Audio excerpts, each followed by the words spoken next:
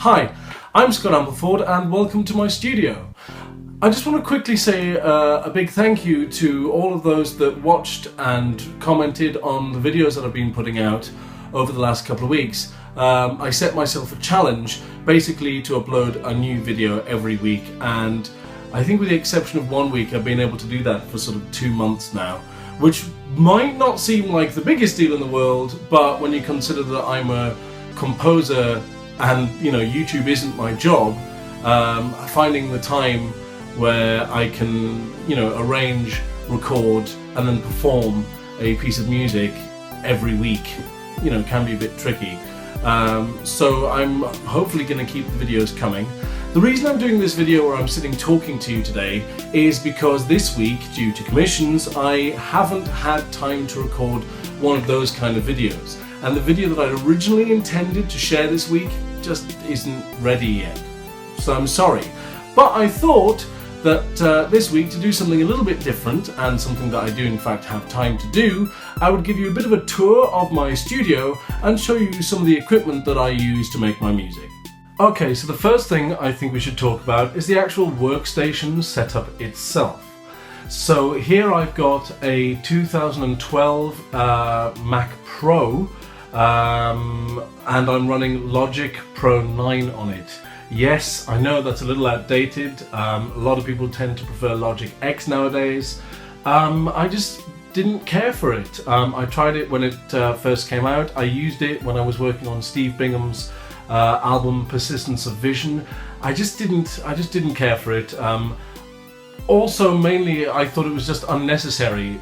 Logic Pro 9 did everything that I personally wanted it to do, and so didn't see any need to upgrade to Logic X.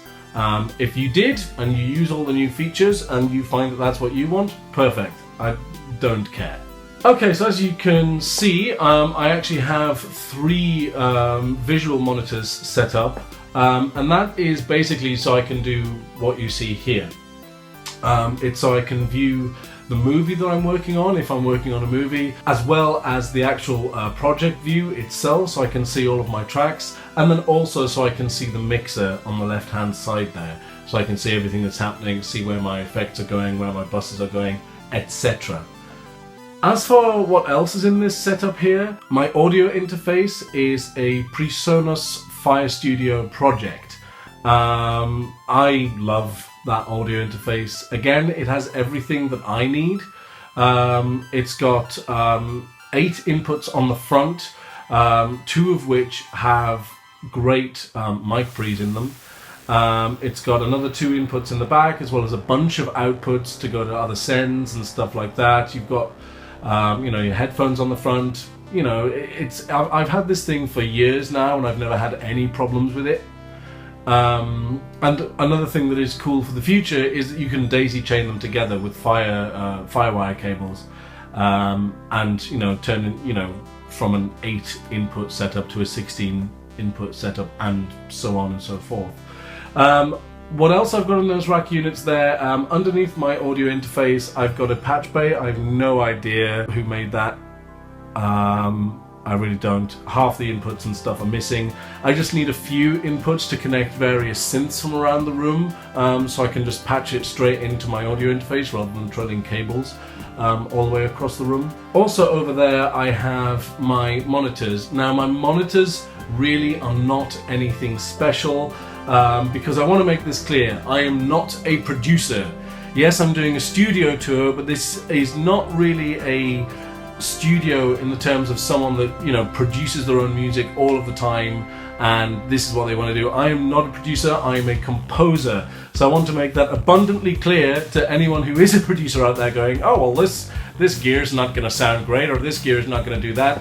It doesn't have to. I need to hear what my music is doing, and then for the production side I hand it over to someone who knows what they're doing and has far better gear than I have.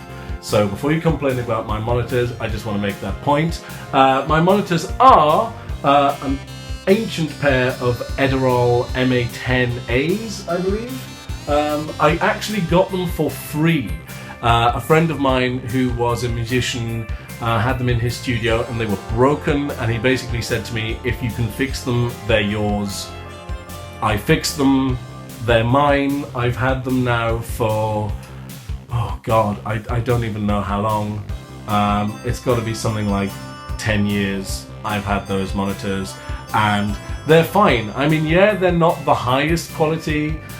Sometimes if I've got something that's very bassy, it will buzz and stuff like that, but at the end of the day, as I said, that doesn't matter, because I normally send it over to another producer, primarily Doug, who's got a wonderful pair of Adam monitors that just sound far better, you know, than these do.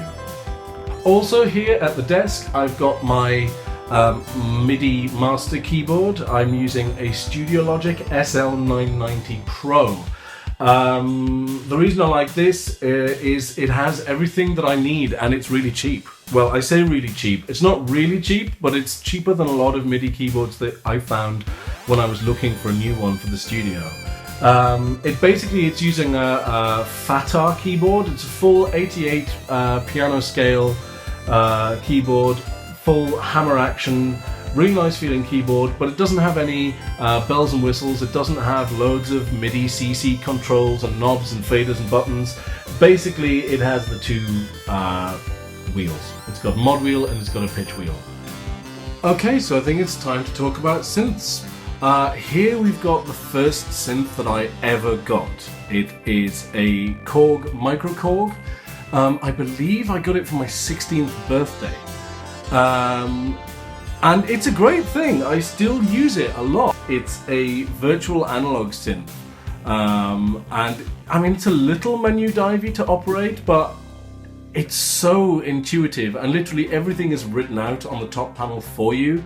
It's great. You've got two oscillators that have your standard analog waveforms, you know, sine, triangle, sawtooth, square, but also the second oscillator has a whole bunch of digital waveforms, like, you know, FM style waveforms. So it's actually a really powerful machine, and I mean, I've done all sorts with it. Also over there we've got the Korg M3R. It's a great sounding thing. It's got a bunch of sounds that you'll probably recognize.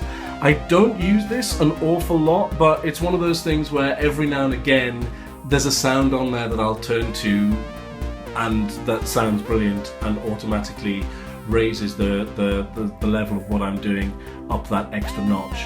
Over here I have my two 80s synthesizers. Up top there, of course, is the Yamaha DX7. Infamous synthesizer, uses FM synthesis, which is frequency modulation. It's an interesting beast. It's got one of the nicest keyboards I've ever played on it. Notoriously difficult to program, but it does produce these incredible metallic yet strangely warm sounds. I use it in a lot of my stuff. You can hear it most notably on the track DX Heaven from my album Hardware. Shameless plug, shameless plug, shameless plug, shameless plug. On the bottom there is my Roland Juno 6, another 80s beast. A synthesizer that was sort of a weird one. It can sound incredibly thin. It's a single oscillator polyphonic synthesizer that just has two waveforms plus a sub to choose from. But it has this chorus, this really ridiculous chorus that really fattens it up, makes it shimmer and sparkle and wobble and do all kinds of magical things that I absolutely love. And this is of course the one that everybody's seen before. This is my Synthesizerscom modular synthesizer. These things are brilliant. I can't rave about this company enough. Synthesizerscom is a small company that operates out of Texas, and all of these modules are designed by a guy called Roger Arick, and they're all built and shipped out by a small team of individuals. And they are magical, they're brilliant. In my system here, I have 4 oscillators. Now the great thing about Roger's oscillators is that they can all be turned into LFOs by simply using the low switch. I've also got a noise generator, which will generate white and pink noise as well as low frequency noise. I picked up a state variable filter, which is able to be a low pass, high pass, band pass, and notch filter. Got 2 envelope generators, a ring modulator, a spring reverb, a couple of mixers in there to shove it all together, a slew limiter, and an instrument interface which I use to put sounds into the machine.